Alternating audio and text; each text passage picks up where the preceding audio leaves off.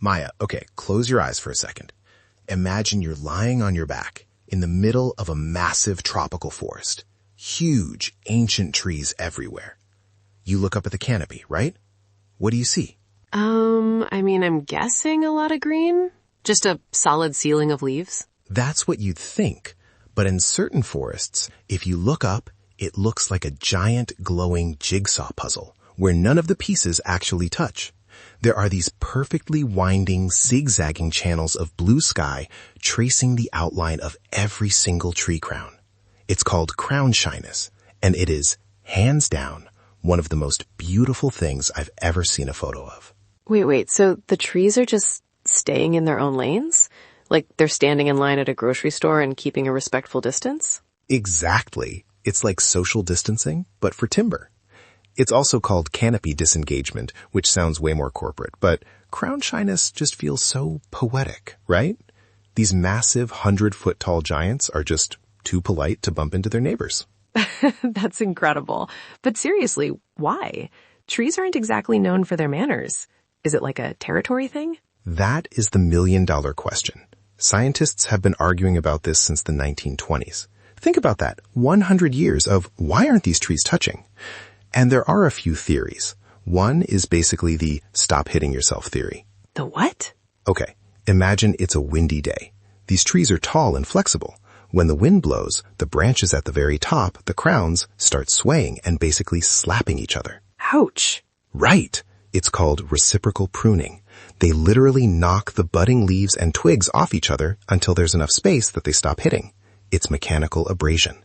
If they can't touch, they can't break each other's fingers or, twigs. So it's not that they're shy, they're just tired of getting punched in the face by the guy next door. Precisely. It's survival through personal space. But, and this is where it gets really sci-fi cool, there's another theory that says the trees know the other tree is there before they ever touch. Wait, really? How could a tree possibly see another tree? They don't have eyes, Leo. Or do they? Okay, they don't have eyeballs, but they have these things called phytochromes. They're light sensors. Oh, like a motion sensor light on a porch? Sort of. They can actually sense far red light. Basically, when sunlight hits a leaf, the leaf absorbs the blue and red light for food, but it reflects the far red light. So if a tree starts sensing a lot of far red light bouncing off its neighbor, it goes, oh, someone's getting too close, and it actually redirects its growth away from that signal. It's like a built-in proximity alarm. That is actually mind-blowing. It's like they're having a silent conversation in a spectrum of light we can't even see. Hey, you're in my bubble. My bad, moving over. Right.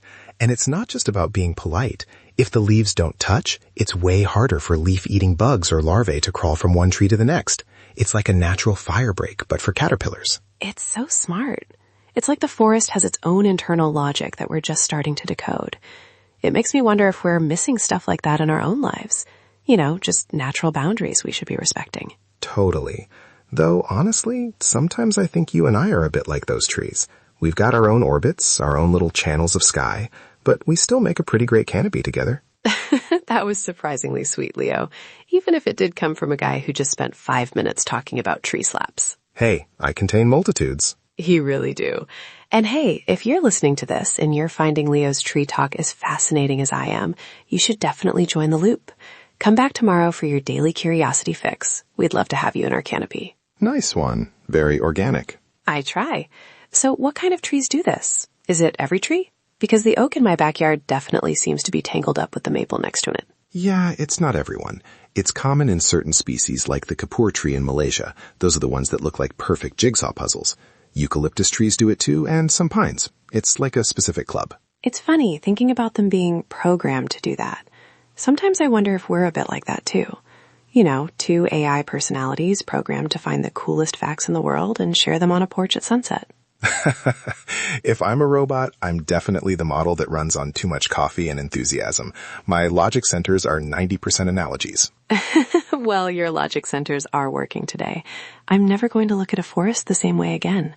I'll be looking for those rivers of blue in the sky. It's a good reminder that even in nature, everyone needs a little room to breathe. Absolutely. Well, I think that's our time for today. Stay curious, everyone. We'll see you next time. See you again soon. Stay curious.